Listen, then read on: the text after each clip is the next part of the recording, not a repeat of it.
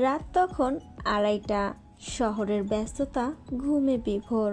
শুধু জিসানের ঘরের নীলচে আলোটা জ্বলছে। ফোনের স্ক্রিনে মায়া নামটা ভেসে উঠতেই জিসানের মুখে একটা ক্লান্ত কিন্তু তৃপ্তির হাসি ফুটে উঠল। রিসিভ করতেই ওপাশ থেকে ভেসে এলো একরাশ অভিমানী নিস্তব্ধতা। হ্যালো, মায়াবতী ঘুমাওনি? জিসানের কণ্ঠটা একটু ভাঙা, সারাদিনের ধকলের ছাপ। ওপাশ থেকে মায়া লম্বা একটা শ্বাস ফেলে বলল, ঘুম কি আর আমার ইচ্ছেতে আসবে জিসান? সে তো তোমার ফোনের অপেক্ষায় দরজায় বসে থাকে। এত রাত হয় কেন তোমার? জিসান জানালার পর্দাটা সরিয়ে বাইরের অন্ধকার আকাশটার দিকে তাকালো। কাজ ছিল রে মায়া, জানোই তো এই শহরটা বড়ই নিষ্ঠুর। একটু না দৌড়ালে টিকে থাকা যায় না। আর এই দৌড়াদৌড়ি তো আমাদের একটা সুন্দর ভবিষ্যতের জন্য। ভবিষ্যৎ? মায়া একটু টিপ্পনি কেটে বলল, ভবিষ্যৎ গড়তে গিয়ে যদি বর্তমানটাই হারিয়ে যায়, তবে সেই সুন্দর দিয়ে আমি কি করব? আমার তো ফ্রেশ একটু সময় চাই। তোমার ওই দামি গিফট বা রেস্টুরেন্টের বিলের চেয়ে আমার কাছে তোমার 5 মিনিটে শান্তি আলাপ অনেক দামি। জিসান নরম স্বরে বলল, জানি, এই যে এখন কথা বলছি পৃথিবীটা কি থেমে নেই? আমার মনে হচ্ছে এই মুহূর্তে তুমি আর আমি আছি, মাঝখানে এই কয়েক কিলো সেফ একটা অজুহাত। মায়া একটু হেসেই ফেলল। তুমি না পারো বটে। আচ্ছা জিসান, তোমার কি মনে আছে সেই প্রথম দিনের কথা, যখন রিক্সায় করে আমরা বৃষ্টিতে ভিজছিলাম?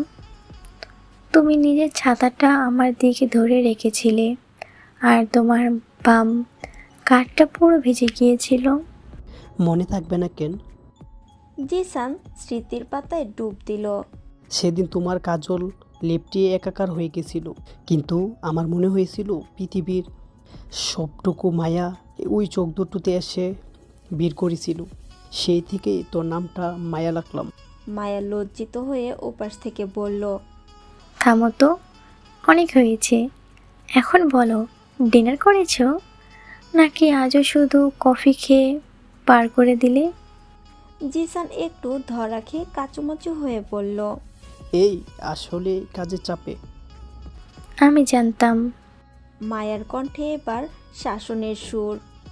শোনো জিসান, তুমি নিজেকে যতটা শান্ত ভাবো, আসলে তুমি ততটাও নও। তোমার যত্ন নেয়ার মতো কেউ নেই ওখানে, তাই নিজেকে নিজে খেয়াল রাখতে হবে। কাল থেকে যদি শুনি ঠিক মতো খাওনি, তবে তোমার সাথে আড়ি। জিসান হেসে ফেলল। আচ্ছা বাবা, কান ধরছি, কালকে থেকে একদম রুটিন মেনে চলবো। কিন্তু একটা শর্ত আছে। শর্ত? কি শর্ত? কাল বিকেলে যখন অফিস থেকে ফিরবো, তখন তোমার ওই নীল শাড়িটা পরে একটা ছবি পাঠাতে হবে। অনেক দিন ধরে দেখা হয়নি আমাদের। মায়া খানিকটা চুপ করে থেকে ফিস ফিস করে বলল, শুধু ছবি কেন, কাল বিকালে না হয় টিএসসির এর সেই মোড়টাতে চলে আসো, আমি থাকবো। জিসানের চোখে তখন খুশির ঝিলিক। সত্যি বলছো? তুমি আসবে? হুম, আসবো, তবে বেশিক্ষণ না, তোমাকে একটু বকা দিতে আসবো। মায়ার কণ্ঠে এবার চপলতা। তোমার বকা শোনার জন্য আমি 7 সমুদ্র পাড়ি দিতে পারি মায়া। জানো, মাঝে মধ্যে খুব বই হই। এই যান্ত্রিক শহরে থাকতে থাকতে কি আমরাও যান্ত্রিক হয়ে যাব? জিসান সোফায় গা এলিয়ে দিয়ে বলল, না জিসান, যতক্ষণ আমাদের মধ্যে এই ছোট ছোট অনুভূতিগুলো বেঁচে আছে, ততক্ষণ আমরা হারাবো না। তুমি বরং এখন চোখ বুঝো।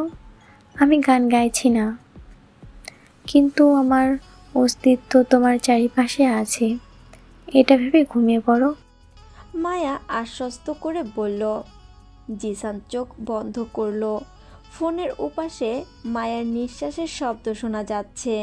জিসান মনে মনে ভাবল, জীবনের সব হাহাকার আর আফসোস যেন এই একটা কণ্ঠস্বরের কাছে এসে হার মেনে যায়।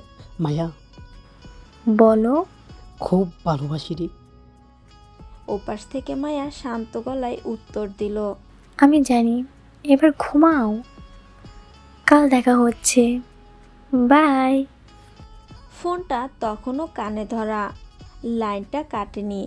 জিসান বুঝতে পারল ভালোবাসার পূর্ণতা হয়তো সারাদিন সাথে থাকায় নয়, বরং দিন শেষে এই এক চিলতে শান্তিতেই লুকিয়ে আছে। দুজনের নীরবতা যেন হাজার লাইনের গল্পের চেয়েও বেশি কিছু বলে দিচ্ছিল।